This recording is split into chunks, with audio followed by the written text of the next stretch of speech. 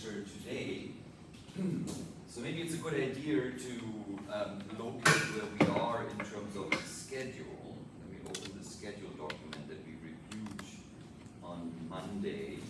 Right? So we are well into the macroclimate sequence of this course.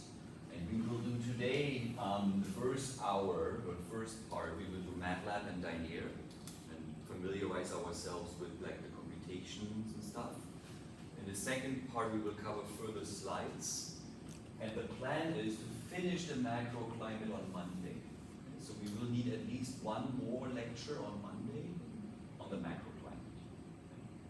And then on Monday, in this, hopefully in the second lecture, but we'll see, we'll start the Monetary Fiscal. For sure, we start the Monetary Fiscal on Tuesday morning, first thing. Okay, that's going to be for sure. And then the setup is the same. I'm going to ask you on Monday that in the afternoon, you're going to do the self-study and reading the QG paper that we're going to do with me. So that's the big picture. All right. So what did we do yesterday and the day before yesterday, on Wednesday? Well, we've been working hard in making sense what these equations are. Right? I mean, it's been a lot of work, but I think we got very far in making sure we understand what this model actually is and how it's comprised. Right? The spirit in this course was that Monday and Tuesday we did the canonical New Keynesian model, and then Wednesday and yesterday we learned how to put in issues of climate change into that standard New Keynesian model. Right? And everybody has I hope now a very good understanding that when you put in climate change, it's not trivial, but it is not rocket science in the sense it's impossible either. Right? It's once you familiarize yourself with the idea. So what's the key idea? The New Keynesian climate model of these three authors still has, the IS curve, a Phillips curve, and a monetary policy equation in it. But then there's a fourth equation in there, which is the carbon accumulation stock. So M is a stock variable. Okay? And to that stock variable gets added emissions. So those are emissions, and they get added to the carbon stock. That's the key. Now, how are emissions generated in this economy? Well, they're generated by economic activity, among other things. Right? So there is production produces emissions. But then emissions are also driven by some trends, by shocks, and emissions are also driven by abatement technology. Right? So we studied yesterday that in this economy, firms, if given the incentives, are willing to spend on mitigation, on emission mitigation, and that's been captured by Mu. And the one first key central result yesterday was that firms will only spend on mitigation if they are taxed on their emissions. Okay? So we worked out yesterday this very important result that only when the tax rate is non-zero or positive, firms are actually willing to spend on mitigation expenses. The tax is zero, so there's no incentives for firms to do spending on mitigation. So in other words, this is a classic, emissions are a classic externality. Okay? It's a classic externality in the sense that it's privately optimal to ignore the effects of emissions on the economy. Right? From a firm's perspective, if taxes are zero, you have no incentive to do any spending on mitigation because this just does one thing. It's reducing your profits. So it's privately optimal to ignore the effect of your own emissions onto the macroeconomy. But of course, it's a classic externality in the sense that if everybody behaves like that, we all have an effect on the climate that then is going to spill back adversely to us, right? Because if everybody emits, we are going to lose productivity. That's the second important part of this model, right? That there is a negative feedback loop. A higher emissions or a higher stock of carbon is going to be detrimental for the marginal costs. Okay? So marginal costs are affected in a negative way or increased with a change in emissions. Okay, so the key idea was that there is this externality reduces productivity or reduces the amount of output in this economy. So it's this negative or this damage idea that climate change has onto the economy. That's the key, second key effect that happens in this economy.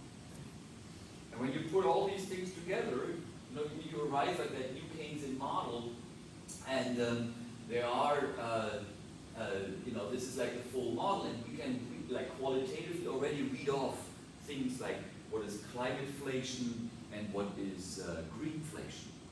Those were the big takeaways from this model yesterday in terms of the conclusions. Okay?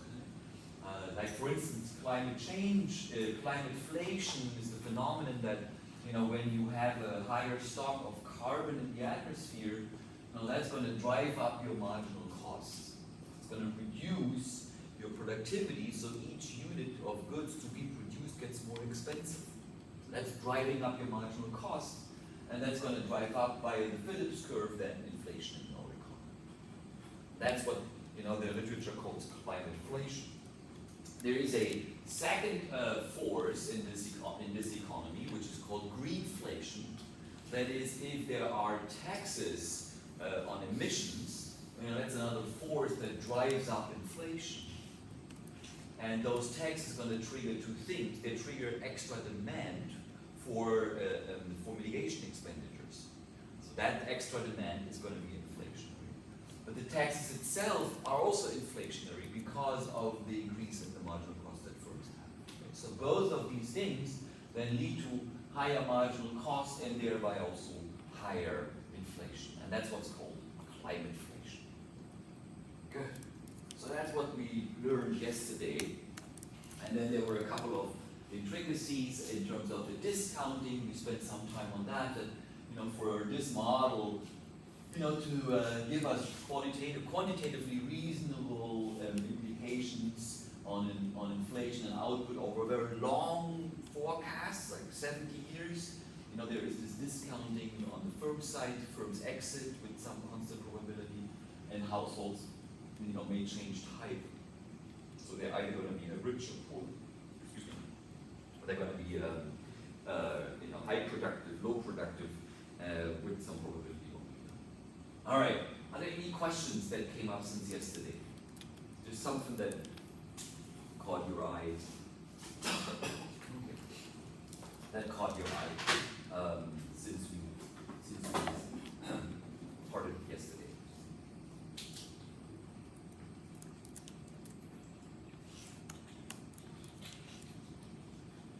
No? Okay.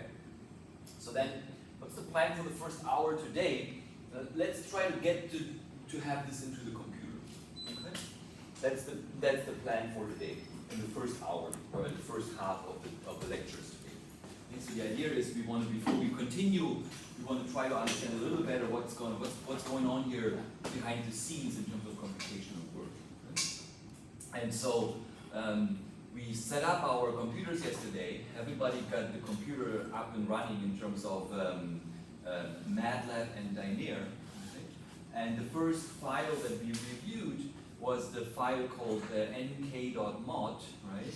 That was this nk.mod file that I posted onto Moodle, and it implements the three-equation Keynesian model. Okay? So it implements this model that we discussed on Monday and Tuesday, those three equations, and solves the model and produces the plots that we have in our slides for the monetary policy shock as well as the economic shock. So let's go through this file. We learned yesterday that when you start MATLAB, you have to add Diner to MATLAB, we learned that you can do this if you click on the Home tab. Right? If you click on that Home tab up here, and then you're going to go on to Set Path. Right? The one important thing is that you need to have MATLAB, Diner at the top of your MATLAB path. Okay? The telephone book entry. Everybody has that now. and then you can just type in Dynair nk.mod and hit enter, and then Dynair is going to take the model file, solve it, and compute impulse responses. Okay? And that script then produces these plots. I want to take the time to maybe refresh your memories on what is a typical Dynair file looking like. That's the idea. Okay? And also, we will take a little bit of time understanding what type of solver is used in this file versus the type of solver used in the macro climate model. Is this large enough for everybody? Dean and Juan and Min, can you see? Is this from, size-wise good? Okay. So a typical Dynair file is oh yeah, by the way, so if you go to our Moodle website, I also posted two little PDF files there that we will not cover here in class, but in case you're struggling with what is MATLAB, how does it work, go to Moodle and open that PDF file, Intro MATLAB. Okay? We will not cover this in our study here because you've been working with MATLAB. If you wish to refresh your memories about MATLAB over maybe the weekend, because we will continue working with MATLAB next week. In the Monterey Fiscal, we will do more coding next week. Line by line coding. But here is an introduction to MATLAB and the functionalities and some hands-on exercises and typing and stuff like that. So feel free to dig into that. There is a second file that I posted. This one. There is a second file that I posted. Which is called intro_Dynair. Okay? So that is also available on Moodle for you. We will not cover that as well because you did already work with Dynair in other courses. But if you want to refresh yourself, your mind on what is Dynair, what does it do? Here you have like a 10-page document that gives you the big picture of what Dynair is. And the holy grail, essentially, in the typical, Dynair is that you need to have a file that's called nk.mod. You need to have a file with the file ending of .mod. That is the syntax for a Dynair file. So MATLAB typically has det.m files, and Dynair wants to have .mod files. And then the idea in these .mod files is that you have to give Dynair specific pieces of information about your model. And so there are these two forward slashes. That's nothing else than just a comment. So this is something that when I look at computer code that I wrote half a year ago, I will have forgotten everything about this code. And then it's taking typically a lot of time for me to go through line by line. Okay, what does this code do? It's like rereading a novel. That's good, but it's a lot of time that you have. And so that's why I tend to do always comments. And comments are in Dynair 2 forward slashes. So that just reminds me, the piece of code coming next just defines the exogenous, the endogenous variables. So there is an expression var and then semicolon. And in between, we're just going to list all our endogenous variables of our model, like symbols. Then we have another field inside this mod file where we're going to list the list of shocks that our model has. Okay, so we have to clearly define what are the endogenous variables and what are the exogenous variables in Dynair. Why is that the case? Well, Dynair needs to know what is an endogenous variable and what is an exogenous variable. For instance, in this macro or in this new Keynesian model context, for us, it's the most natural thing that the inflation rate is an endogenous variable. But Dynair doesn't know that. We have to tell Dynair that. Likewise, we have to tell that the shocks to these AR1 processes, that's really where the exogeneity comes in. So that's the whole basic idea in terms of this Dynair file. So then we need to have a field that defines parameters. So that just defines letters like beta and kappa. Okay? So when Dynair reads the model file, it can distinguish, this is a parameter and this is a variable. Right? The symbol pi is, Matthias wants me to think about this as an endogenous variable, and the symbol beta, that's a parameter. Computers are very powerful, but they're stupid. They don't know exactly what file it is. Now, you could dump this into AI, and it could, most likely will tell you something, but, be careful about, assuming too much. So then we need to initialize parameter values. We need to set something like beta as 0.99 and stuff like that. And then comes the holy grail in Dynere. There is this field that says model semicolon and semicolon, and here you just write out the model equations that we worked out, literally. And in the case of the basic New Keynesian model, you just literally write these equations, as you see them, and you write those equations down. When I was your age, the world was much more difficult. Dynere didn't exist at the time. And even when I started writing my dissertation, Dynere wasn't around. So the way we had to do it, we had to not just like you guys can do it, write it in like the equations as you see them. Now, we had to set up systems of matrix equations. So you can think about these are three equations, but you can write them as a matrix system, right? It's a linear system of equations, and you can define a vector that comprises pi, x, and r, and then you can write that as a matrix system. And then back in the days, we had to write matrices, and then we had to always find the right entry. Okay, so where do you enter beta in those matrices? In which place do you enter kappa? And so you had to be very careful so that to translate this system of equations in matrix form. And then there were solvers that took those matrices and solved those matrices for the solution and gives you back the solution as a matrix. So there was a lot of error proneness in that approach. Believe me, there was a lot of sweat and tears and tears in getting the model written without mistakes and errors. And so my early research was not Dynere based because at the time it just wasn't around. So this is 1,000,000 times easier, more efficient, and you can use this in a much better way. You can tell Dynere, take nonlinear equations, turn them into linear equations and solve the linear equation. Or you can give Dynere nonlinear equations and tell Dynere to work with the nonlinear equations. It's very powerful. The rest in terms of a Dynere file is very downhill. So here are we having steady state expressions, so we have to put initial guesses for the steady state. Then we tell Dynere to solve for the steady state. Then we tell Dynere to solve for the recursive law of motion, the guess and verify, the method of undetermined coefficients.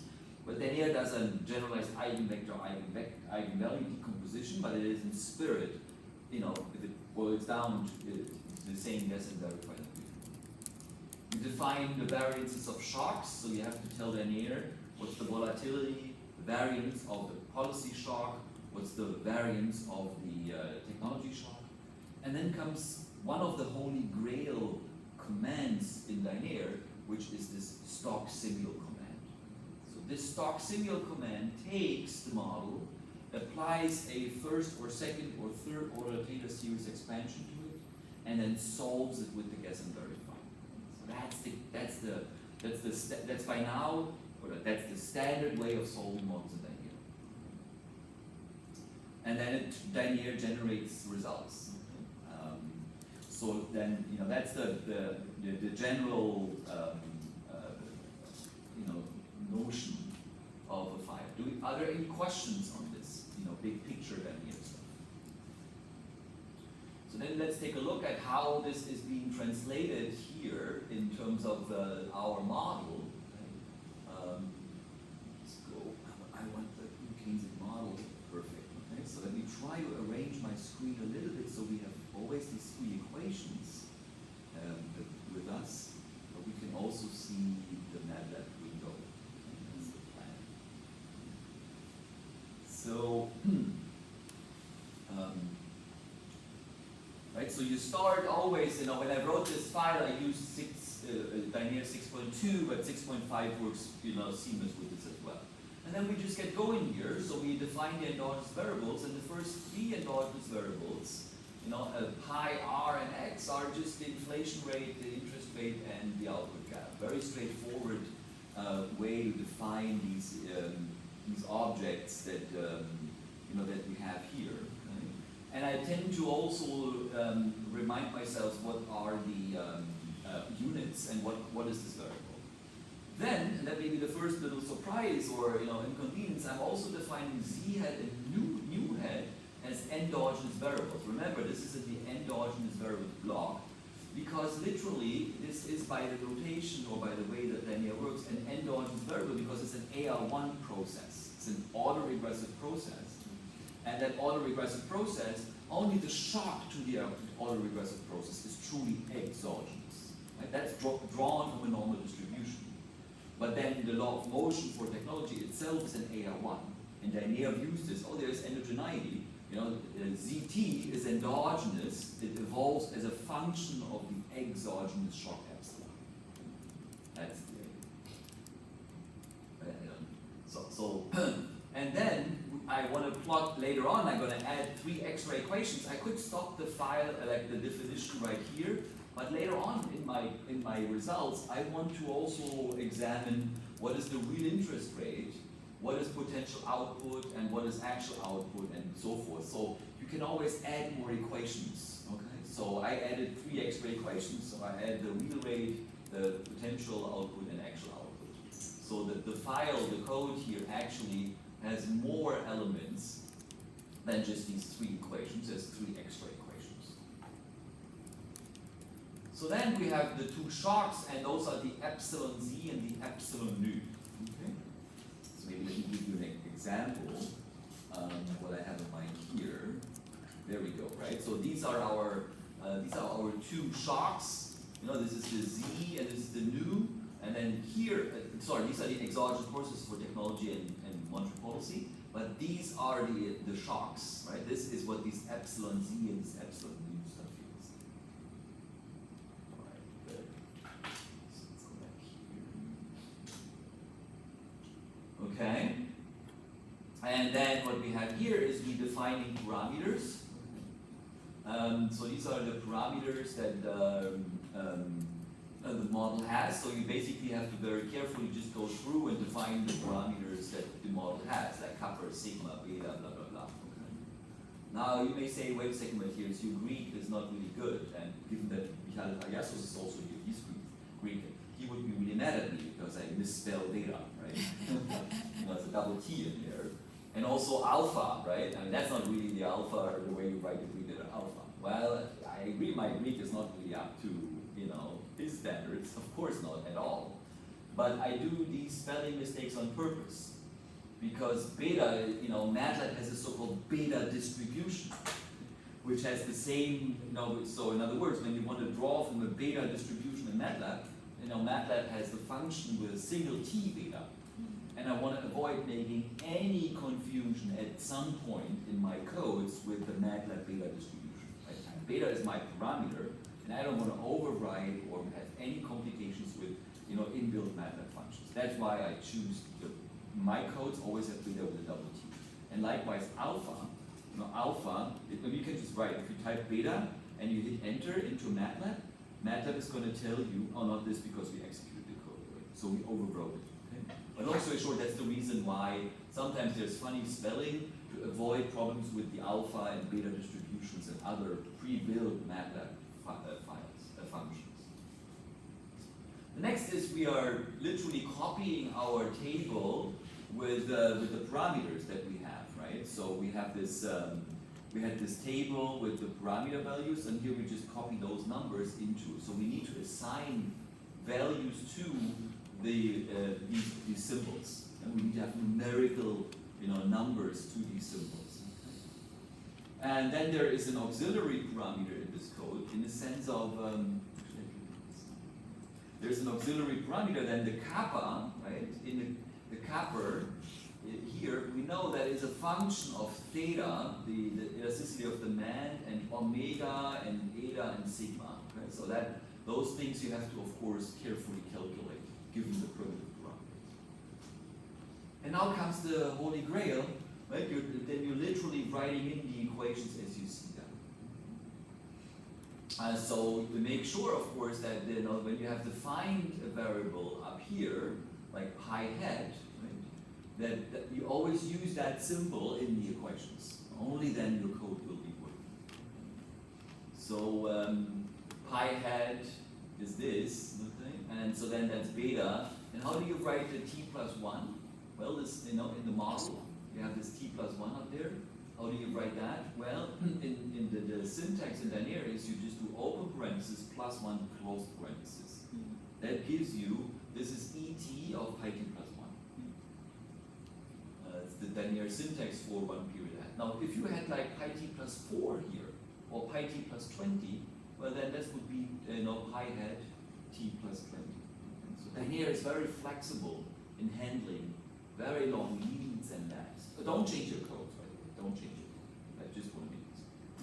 So likewise, if you had, for instance, pi t minus 10 here, right? If this would be for some reason pi t minus 10, then the way to write this in Danier is just to write this as minus 10. So that's the type of syntax that you have today. With leads and lags. Now the one important thing is you have, and that you never forget about that, you have to put a semicolon when your equation is done. Super important. If you forget about the semicolon, then you will assume the equation is still ongoing. So you can write equations over multiple lines. You can write an equation that starts on line 50 and goes all the way through line 51. So 2 lines or 3 lines. So you can have long equations.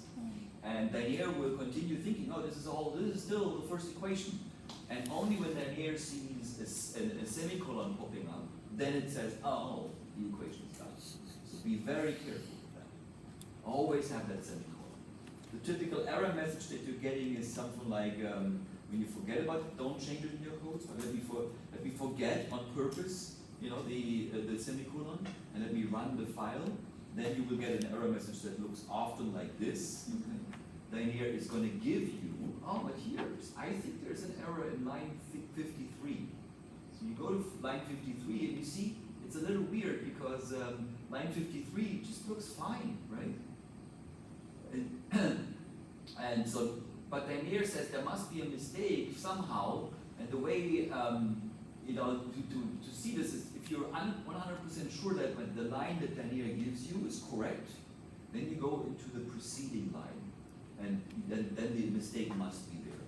So there's a little cryptic in debugging, the missing semicolon, but it's always the same. Once Danier screams at you, there is a mistake, and you look at the line and say there is no mistake. Then you go 1 line up. Okay? And the idea is Danier thinks, that's the thing. Danier thinks, okay, this is Matthias's equation, and it's continuing here. Okay? That's what Danier is trying. And then it makes no sense because it stumbles over that minus at the quality sign. So always have this semicolon, very important. Okay, so then you have the Taylor rule, and then you have the AR1 for technology, and the AR1 for monetary policy. Then you have the ex-ante real rate, and then you have potential output. Then you have the equation for the output gap. I mean, those are all equations that we have in our slide decks, right? Like for instance, the definition of the real ex-ante interest rate is just the difference of R hat minus pi t plus 1. Likewise, potential output is YF hat is equal to, this is the equation we worked out and we have discussed a lot on potential output. And then we have the output gap. Now there is one little thing that you may find confusing, which is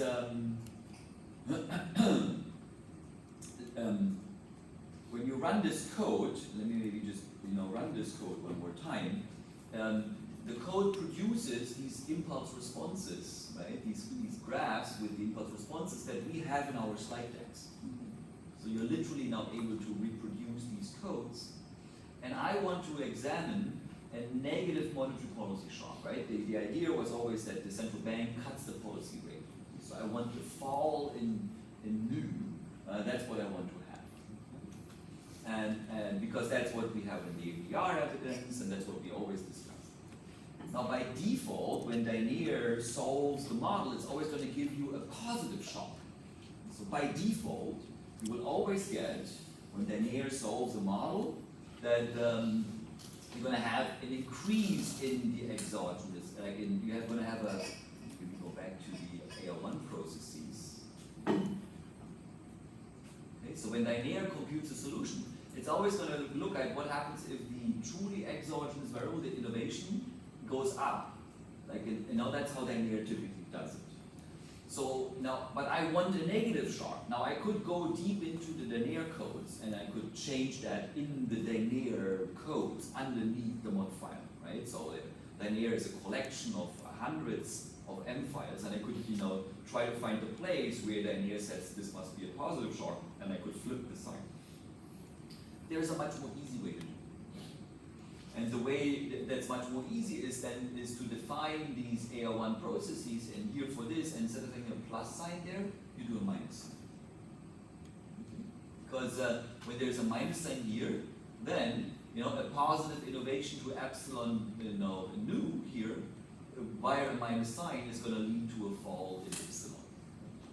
That's how you can generate this impulse response that has a negative sign here. And in terms of the code, you realize this is exactly what I did. You're just going to flip the sign in the code on the Montreux shock. And then Linear is going to draw a positive shock epsilon nu, and via the minus sign, it's going to have a fall in nu hat. So, and given that the model is linear, this is absolutely solid and no problem at all. Are there any questions? Sorry, please. Say for example, if we forgot to declare something, Yeah. is there any scenario whereby by default Linear just assume Yeah. a certain value for it, and Yes. then it is a good thing if there's an error message. But what if they just assume something and then the code still runs and our result is incorrect? That's right. Is there any scenario? That's a great question. It's a great question.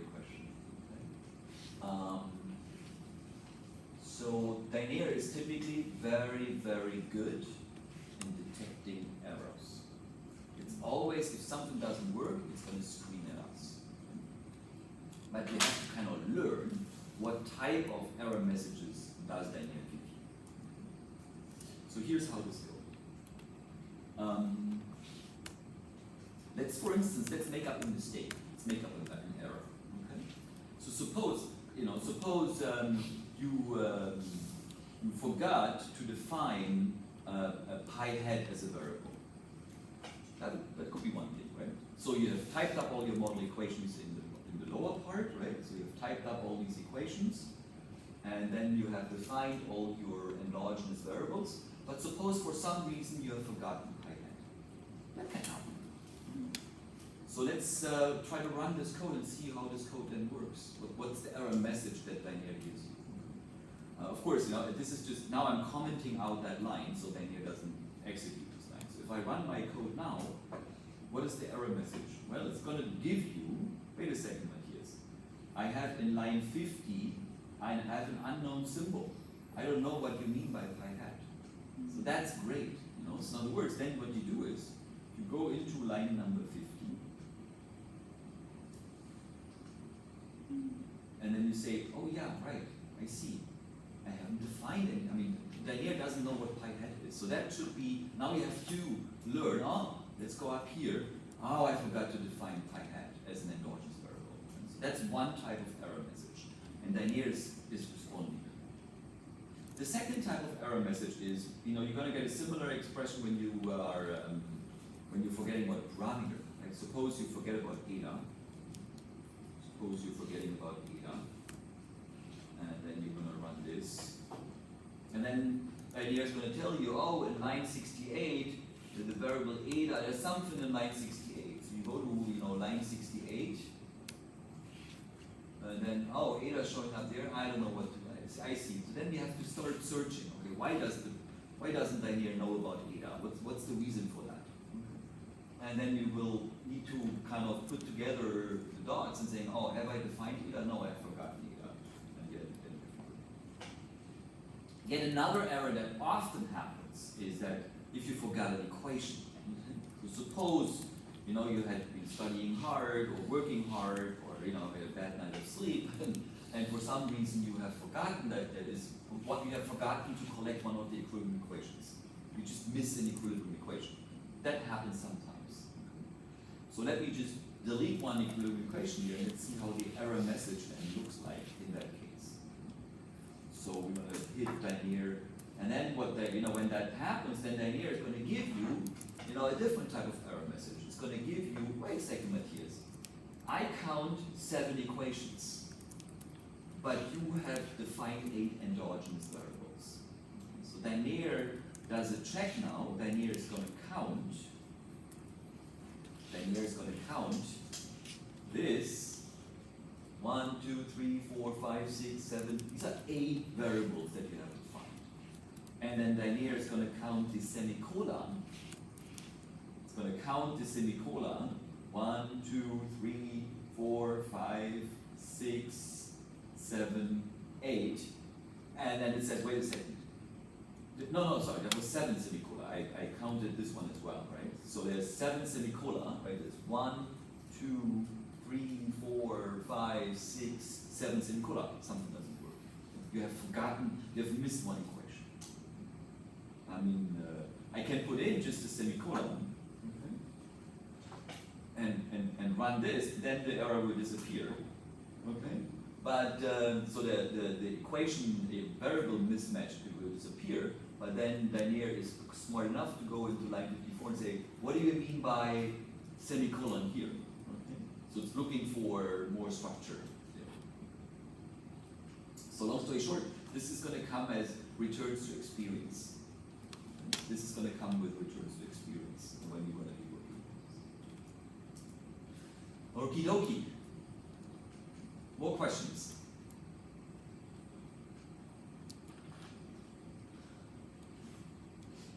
So what is the rest of this code then? Well, the Danier needs a field, and today this will become more important, but today Danier will need does need a field where all the endogenous variables are initiated numerically for the steady state routine. Okay? So sometimes the steady state is trivial, but sometimes you need a numerical method to solve for the steady state. And Danier needs an initial guess, an initial numerical guess for the steady state. And given that these are all head variables, remember, right, this is pi head, which is the log deviation of inflation from its steady state, right? So that, of course, the steady state of the head variable is 0. And the log of a variable divided by its steady state, if the variable is at steady state, then you have the log of the steady state of the steady state, so that's 0. That's why it's often just initialized with 0. That will change in the macroprimate model that we're going to discuss. Resit is a cool command. Resit computes, so let me just put in a return here, guys. And you know, when you put in a return, the computations will stop after that line. And then you rerun your mod file. And do you know how to rerun your mod file quickly?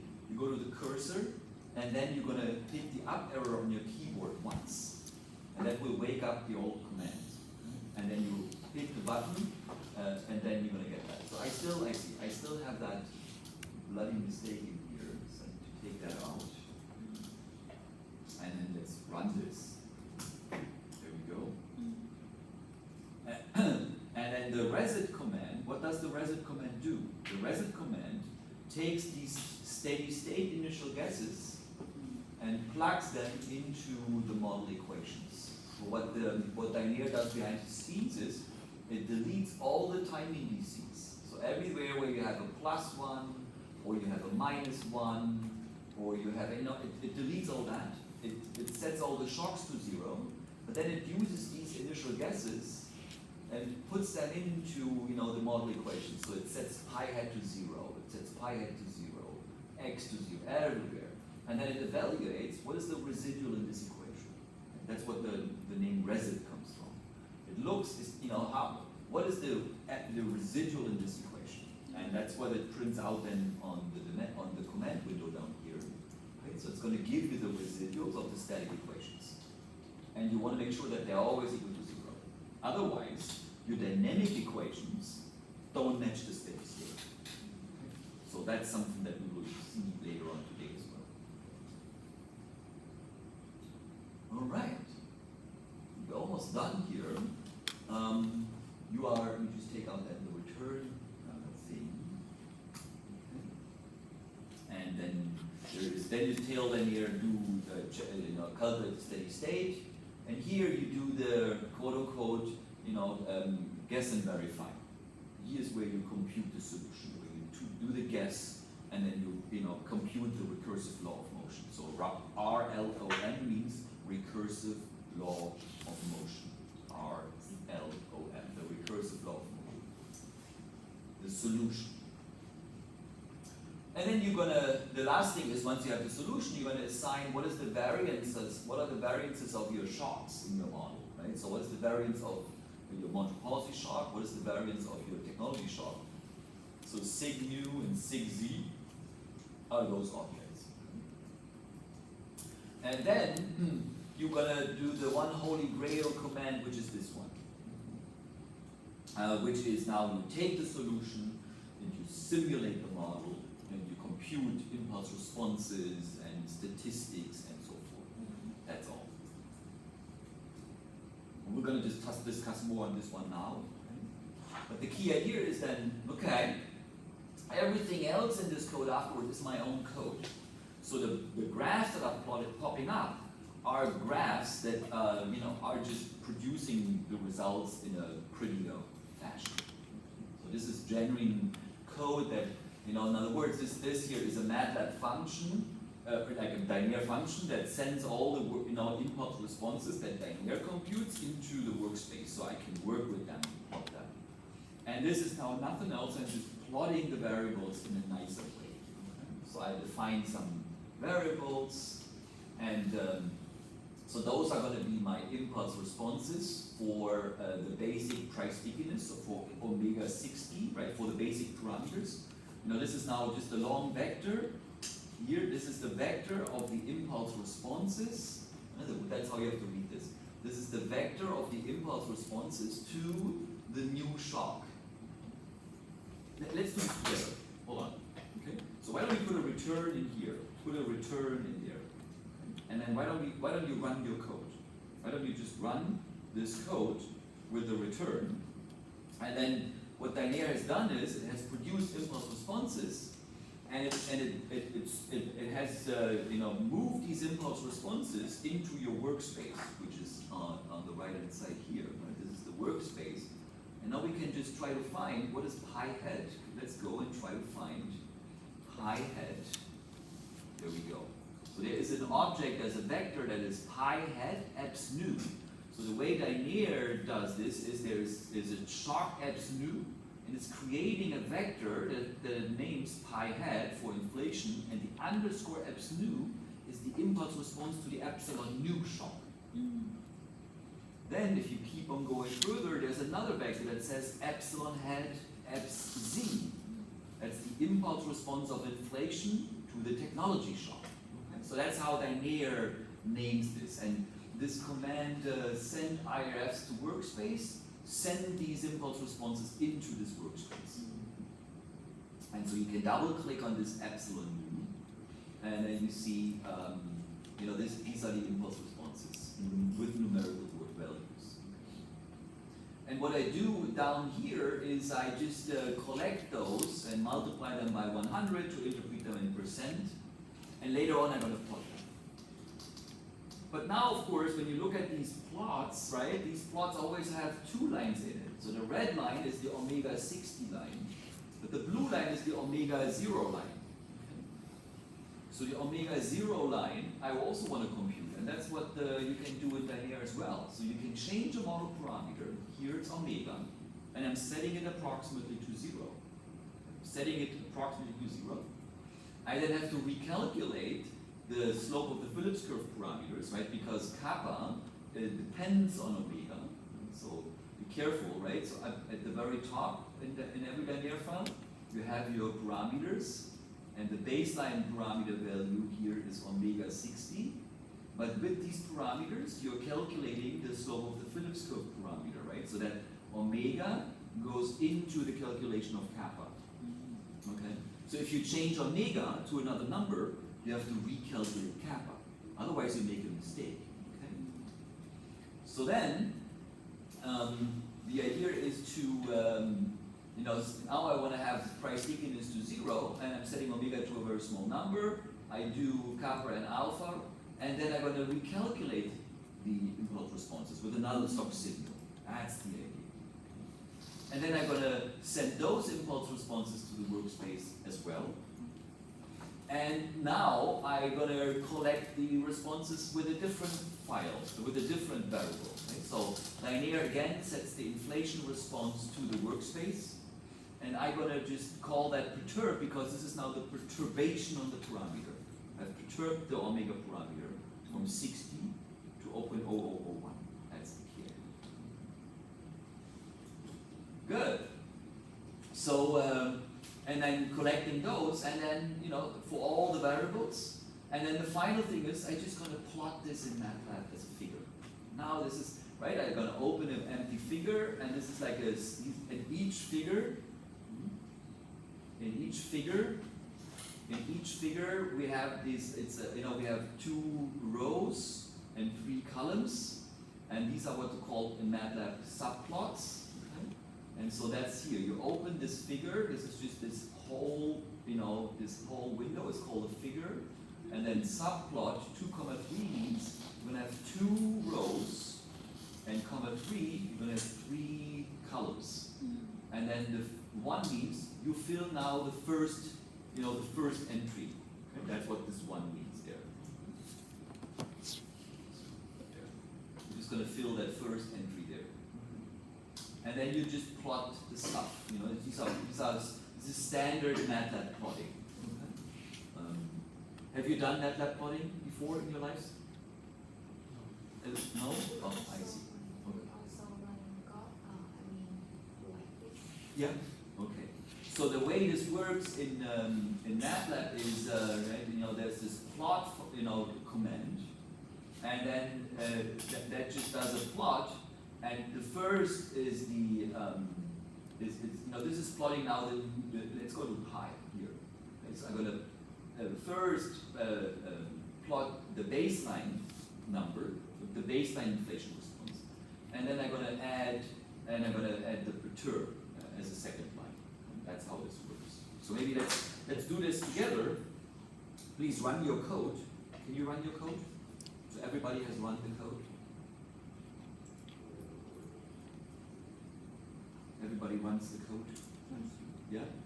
So then let's write a little bit here on the command window down here, everybody. So type in figure. Type in figure and then hit enter. So what's happening then is it's opening an empty figure. It's opening an empty figure. And what we want to do is we want to plot something in this empty figure. So then you can type in subplot, open parenthesis. Let's do this as a 2x2 plot. Okay, so this is going to be a 2x2 subplot. And then I'm going to fill the first entry. And then you hit enter. And now if you then go back to your figure, so you have to find now figure 16, that's this one. Now, you know, so in other words, the figure opens this kind of whole square window, and when you write subplot 2, 2, 1, you're going to have the first entry, you know, open there, you're going to plot data. And this is 2, 2, so that means there's like another here, that's the first, you know, and there's 2 down here. And now we're just going to fill that with data. And the way you fill this with data is you're going to just take, you know, plot, open parenthesis, pi hat underscore eps new, pi hat underscore eps new, and then you do close parenthesis. So that's how you plot, you know, and then if you hit enter, okay, oh, there must be a mistake. Oh yeah, eps new base. Sorry, I should say that, right? So it's a pi hat eps new base, and then you hit enter. And then you look at your figure, which is figure 16. Where is figure? There we go. And now you see you're plotting in that impulse response there. That's this line that we are plotting right now. Then you can do, you know, if you want to plot a second line into it, okay, then can you wake up this command? Okay, if you know you want to plot a second line in it, can you wake up this again? Then you need to put a semicolon and you type in hold on.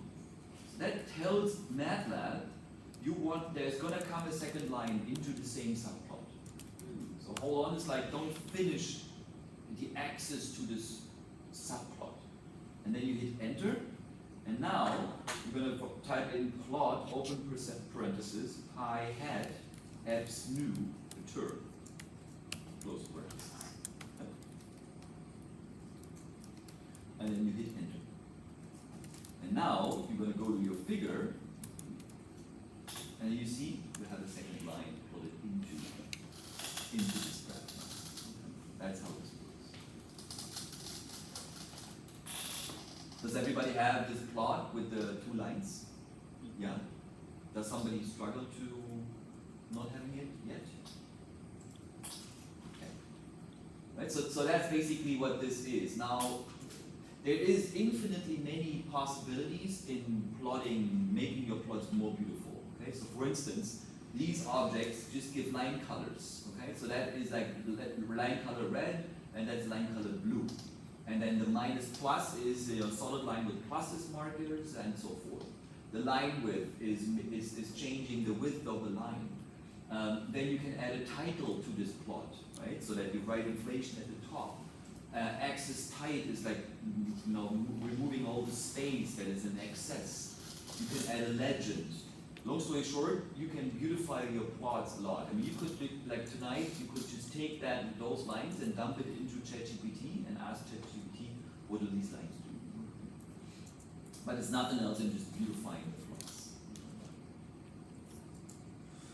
Okie dokie. Any questions?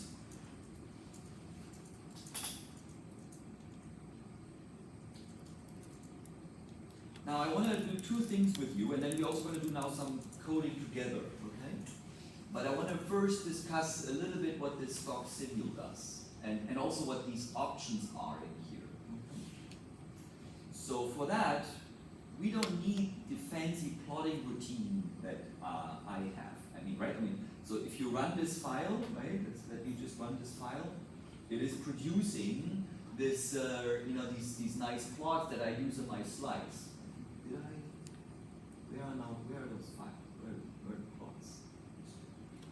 So by the way, right, at some point, if you look at my computer, you see there's like tons of MATLAB pictures here, right? And it's a nuisance to close them one by one. The way I always close them is I'm writing close all. If you put the command close all, then you're going to close all the windows at once. And then I'm going to rerun my file because I want to see those impulse responses. Did I put it in return? Yeah, I must have put it in return. There we go. I put it in return. Okay. Good. So I want these impulse responses, right? I want it, and I for my slides, and so that you guys have this, right? I want us to have these beautiful plots. Okay? Now, can somebody tell me why I'm setting omega close to 0 but not exactly equal to 0? That is a question that should be in all of you guys' minds, right? So the baseline is omega 16, but the perturbation is I'm setting omega close to 0, like omega is 0.00001. Why can't I set omega exactly to 0? Somebody see that?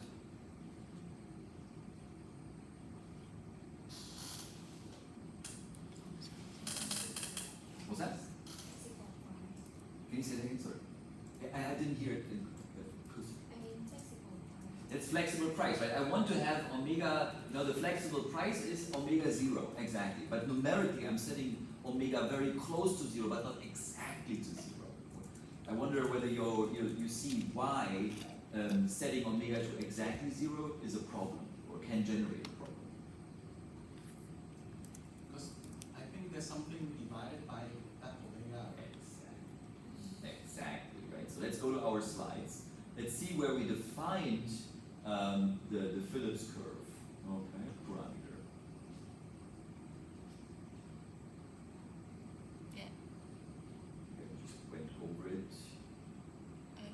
Oh, there we go. Just There. right? So this is our New Keynesian-Phillips curve in marginal cost terms. And then you see if you set omega equal to 0, this thing becomes infinite, right? So just as the equation is written, you cannot set omega to exactly 0. That's why I'm setting it in the MATLAB perturbations to 0.000001. Now, of course, you can set this to exactly 0, but then you need to rewrite the equation, right? So the way you need to implement the equation then is you need to take this omega and multiply it, through. So you have omega times pi t here, omega times beta pi t plus 1 here. Then you can set this to exactly 0. That's so to say the idea. Sorry, the term beta minus 1 over omega in your code is the kappa 1. Exactly. In the code, so this is not the equation we have in the code. What we have in the code is this equation, right? That's exactly the equation we have in the code, the down equation here. And so this is kappa. So when you want to set omega to exactly 0, you need to multiply through this equation in the code by omega. Then you write it so then you can set omega exactly to 0. Otherwise, if you prefer to have your equation like this with omega in the denominator, you can set omega only very, very close to 0. But numerically, the differences are going to be super small.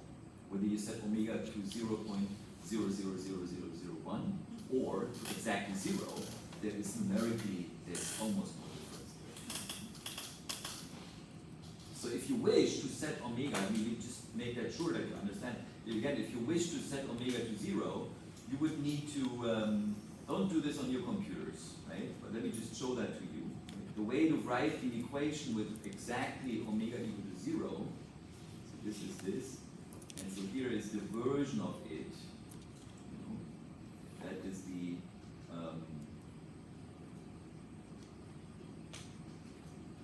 this is the version of the equation with omega, equal to 0 exactly. Okay? So the way how you would need to do that is, in the first place, you would need to take that kappa coefficient and put that into the Phillips curve right there as explicitly. Okay? That's what the first thing you need to do. And so you need to, in the first place, just write this equation with the kappa in there right there. Okay? That's the idea. And now you're multiplying this equation through by omega on both sides. So you're multiplying this by omega on the left-hand side and everywhere on the right-hand side. Right? And then you're going to see there's an omega here. And then what you're going to see there is that now the omega here cancels against that omega. So it cancels from the second element in this equation. So that's now the equation. It's exactly the same equation as the one above. There's no change to it, except you just write this differently. But now you can set omega exactly to 0, and the computations will not break down. But again, I mean, this has been tested, whether you set omega to 0 or to 0.0001, numerically, it's not even 1 basis point on the interest rate in terms of war on inflation. Okay. So let's get back here, and let me continue using the original equation. So let's go back to the stock signal command here. And so I want these beautiful, what I think are nice graphs, but Danier also gives you graphs by default. So that's why I want everybody, because we will be working with this. Can you, because now we're going to change this code, and we're going to do a coding exercise together. Can everybody please just save this file under a different file name? So let's see. Can everybody just take that nk.mod and can you save that as a different file name? Okay, so you go to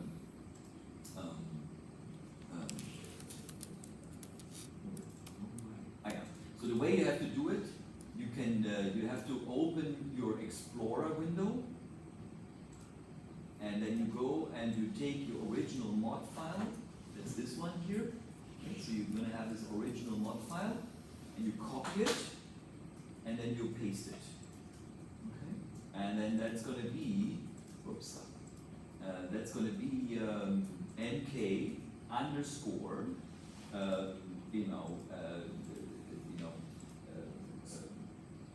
Does somebody give me a name for this mod file that we want to use? What's that? Adjusted or changes. You know, something like, oh, adjusted, yeah, let's do adjusted, right? Or coding, live coding, let's do live coding. Okay, because we have a live coding session today. So save this mod file as nk underscore live coding. Can you do that? So then you go back to MATLAB, and you're going to open that file. Okay? I'm asking you to do that so we don't mess up our original NK file. Okay? We want to keep the original nk.mod file, but now we want to work with the nk live coding. So there is this nk live coding code. And can you double click on it? And then you're going to close the nk.mod file. And I want everybody to run this file to make sure it runs. I mean, there's no mistakes. Okay, so before we change it, so you're going to write Dynair, and then you're going to write nk underscore live coding.mod, and then you hit enter. Sorry, Professor, can Yeah. I ask quick questions? Yeah. Do we need to clear whatever's on the workspace before we? No, Dynair will always do that by itself. Dynair will always wipe the workspace itself. Once you do a new Dynair live coding, Dynair will wipe the workspace. It will literally overwrite everything. And in case there is workspace, Dynair will overwrite this once you rerun it, basically. Okay, so then run this, please. And you should get the pictures that we've been looking at for a long time already now. Does everybody have those pictures? Yeah? Everybody has those pictures? Okay. So now I want you guys, we want to learn a little more what this stock simul stuff do. Can you go into line 103 and put a return right afterward? Okay. So we don't do our plotting that we always do. We're just gonna do this return, and so the computations are going to stop right after the stock simul. And then I want to tell you what these elements are. So order one, what is order one? Order one takes a first order Taylor series expansion of your model equations. Order two takes a second order approximation. Order three takes a third order approximation. So you can type in nonlinear equations here, and by saying order, Dynair takes a first, second, third order approximation to these equations. Now we have already log linearized the model, and so order one doesn't do anything to these equations, right? We have already a linear model typed in. So order one is just going to keep the linear model. It's not going to change anything. So that's what the order is. IRF is doing the 10, it's producing impulse responses for 10 periods. That's what this IRF means. And no graph says to Dynair, I don't want to see any graphs that you produce. So that's the thing I want to change now. Can you just delete the no graph? Can you delete the no graph, please? And when you delete the no graph, we want to run this code now. And then we're going to see the plots that Dynair produces by itself. So when you run this code with the no graph option, what you're going to get is you should get two figures that Dynair is producing for us. So those are the figures that Dynair spits out to us, to these shocks. Does everybody have those pictures? Who is struggling to get those pictures? Everybody got that? Yeah? Sorry, can you go up the course again? Can you say Come it again, back sorry? to the code. What's that? Sorry? Sorry, can you go back to the code and Uh-huh. show me again about Oh, yeah. how to course, put in the how to adjust the formula for omega? Oh, I see. Can No, you you- don't have to. can you go- keep everything as is. I lost. So use this equation, please. Just the standard equation. Yeah. And don't have, those two lines, 52 and 53, just keep them out or comment them out. Version, yeah.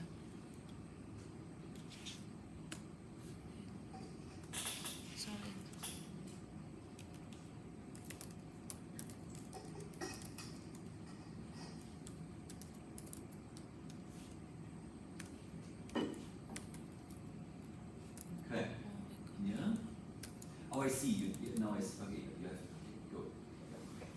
Okay.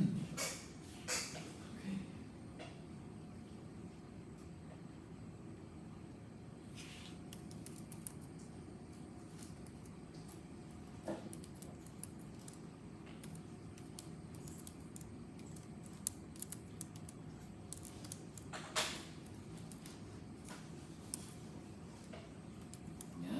Does everybody have that? Go ahead. Two. Yes. The graphs plots, right? So you go to this line 103, and right after 103 you put in a return.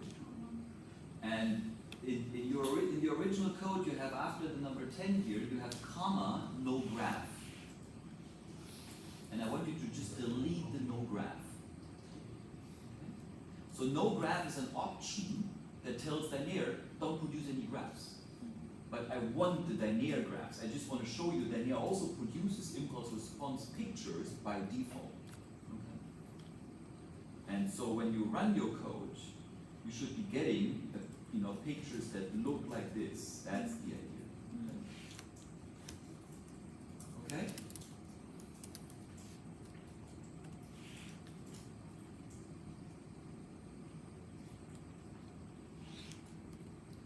Does everybody have those pictures now?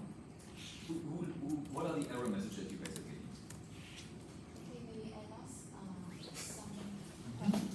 Okay, so let's see. I don't know.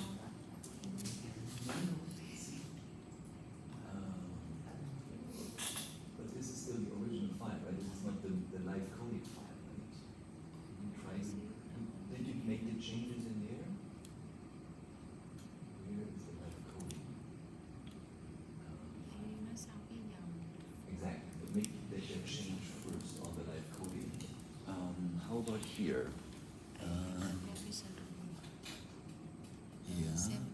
Yeah, okay. Maybe. And then if you go down to the if you go down, not I did not have that. yeah. So now you want to delete there the no graph option. No, this one. You want to delete that. I'm sorry. How about here? Okay. Here. I see. Can you run the mod file? Yes. There we go. That's it. Do we have those? Perfect. Excellent. Now we have those as well. Anne, how are things going? Oh, I see. So now there's a little mistake there. It says 9 equations, 8. Can you go to the equations?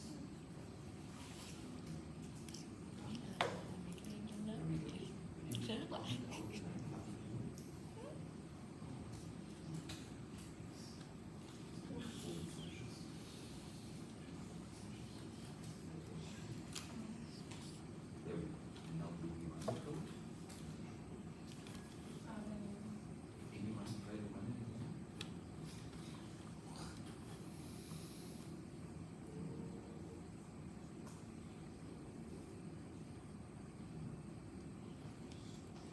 No, that's really not the indicator of 1, right? So you change this in indicator of 1. So now you want to run indicator of 1. So time here. And indicator of 1. Enter. That's what I want. Perfect. So then how things open here? So I should change this to be Yes, exactly. That's right. And then run this one.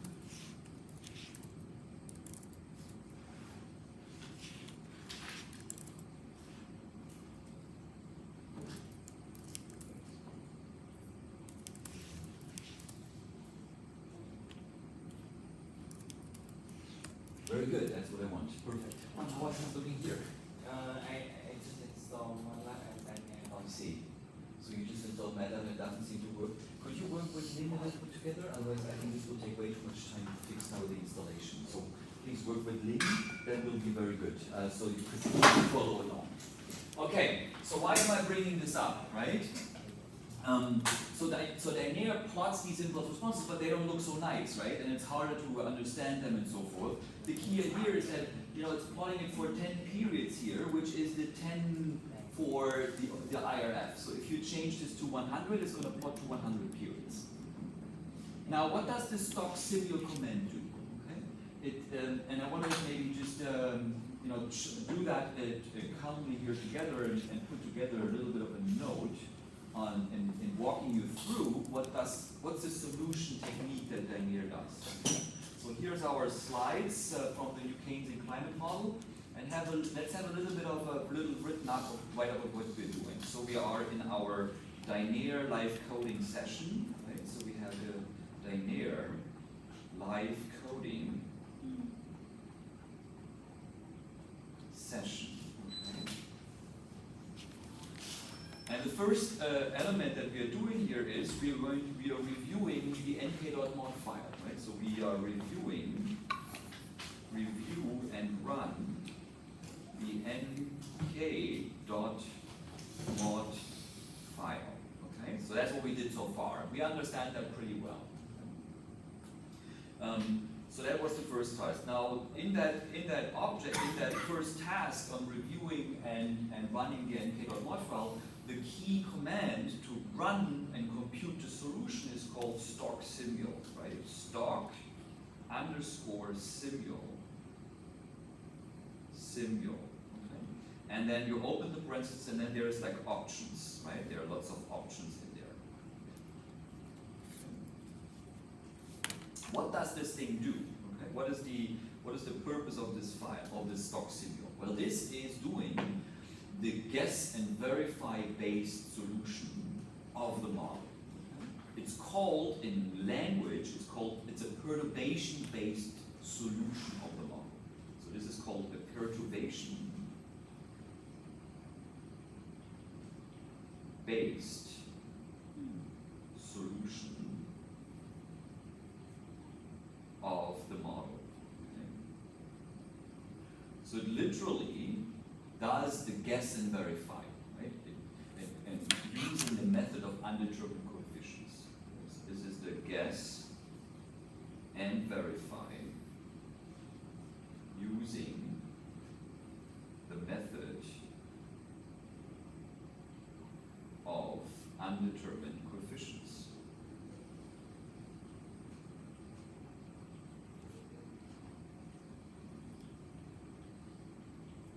That's the idea.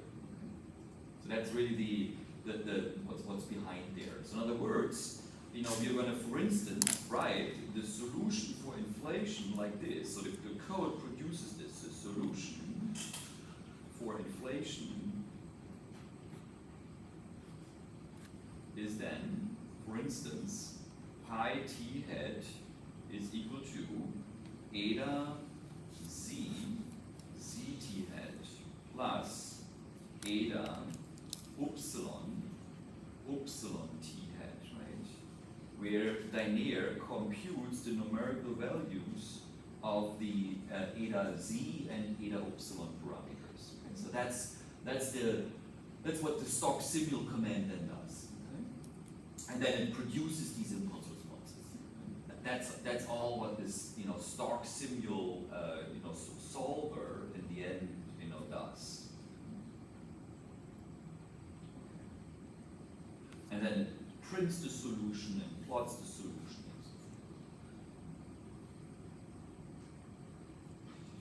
Where can you see the solution? Well, you can see the solution in your MATLAB output window. Okay? So if you go into the MATLAB code, you can see that solution on the output window, namely here. There is this what's called the policy and transition function table. There is the policy and transition function table. That is the solution. And the way to read this is the solution pi t hat is a function of these objects. That's how Danier writes this solution. Now let's write this. Let's write the solution together, okay, and make sure that we understand how what Dynea writes maps into this solution. Oops. So Dynea command window output. So there is Dynea command window output. What does this write? Well, it writes that the column, it writes pi hat, right? Pi hat t is equal to, now I need your computer. Can I just get the computer? Exactly. So the first column reads pi hat is minus 0.08 zt hat, right? So that's like you go to the column in the command window output that says pi hat is 0.08. I'm dropping everything after the 8 of zt minus 1 plus, minus 0.17 epsilon z comma t, right? That's the third entry, minus 0.17 nu hat t minus 1 plus 0.34 epsilon nu t. So that's literally, if you take that first column in the MATLAB output, that is that line, right? So it writes, so no, what am I doing? This is t minus 1 here. This is t minus 1, right? So there is, you go to this. So what I'm trying to write down, folks, is this one. I'm writing down this column. So there is the solution for pi hat is minus 0.086 zt minus 1 plus minus 17 nu t minus 1 plus minus 17 epsilon z plus 34 nu t. Okay, and I'm just writing down this on the notepad. So I'm writing down this on the notepad, and that's this, right? So this is just writing this down from this column. And now when people look at that in Dynea, they come and ask me, Matthias, wait a second, so Dynea gives me this solution, but you always talk about this solution. That looks very different. I mean, that looks like a completely different solution than what Dynea gives us, right? I mean, here's no t minus 1s, there's no epsilons in here, but here I have like t minus 1s and epsilons, so what's going on here? Okay? So I want to show you that this is exactly the same solution as that. And so what's the key idea? Well, you can rewrite the Dynea solution. That's what we're going to do next. Okay? So the key idea is the following. You want to rewrite this part as zt. Okay? So the thing that you're going to do is you're going to take this object and you're going to factor out minus 0.17. So you can write this as pi t hat is equal to minus 0.17, open parenthesis, minus 0.08 divided by minus 0.17 zt minus 1 hat plus 1 times epsilon zt. I forget for now, I'm not going to even look at those elements, right? That's the solution for the Montreux-Wolzig shock, so let's not look at that for now, okay? Let's keep that out of the way. Okay? Let's for now we forget about that and do this later. Okay? But let's just focus on the solution for the technology shock. So what I've done is I've not changed this, the Dynea output, I just factored this minus 17. Okay? So there's minus 17.17, so that drops against this, so I get my original expression back, and then you have this one right there. And CT follow the Exactly, Min, right? So now what you see is, you have, this, first of all, what is minus 0.08 divided by 0.07? That's 0.5. I mean, we dropped some digits. If you use all the digits, you're going to see that this is exactly 0.5. Okay? So if you are precise, then it's exactly equal to 0.5. If if you're like really careful with all the digits, right? You know, Danier gives you, I believe, 7 or 8 digits or 6. If you take the ratio, take a pocket calculator and compute what is this divided by that, you're going to get it's exactly 0.5. So with that in mind, we have that now this is pi t head. This is pi t head is equal to minus 0.17 times open parenthesis 0.5 zt minus 1 head plus epsilon t head. And as Min said, this is exactly zt head. So this is exactly zt head. There we go. So pi t head is nothing else than just minus 0.17 zt head. That is the solution for inflation after a technology shock. Which is exactly what we intended to get. Maybe this is this one. So the value for eta z is minus 0.17. When technology goes up, marginal costs fall, inflation falls and with 0.17. That's the key. Does this make sense? Yeah? Okay. So you know how to read the Danier solution. Okay? That's what Danier gives you, that solution, and you can always rewrite that solution. Now, a good homework for you folks would be to say, redo this here, and you're going to get the same idea for that.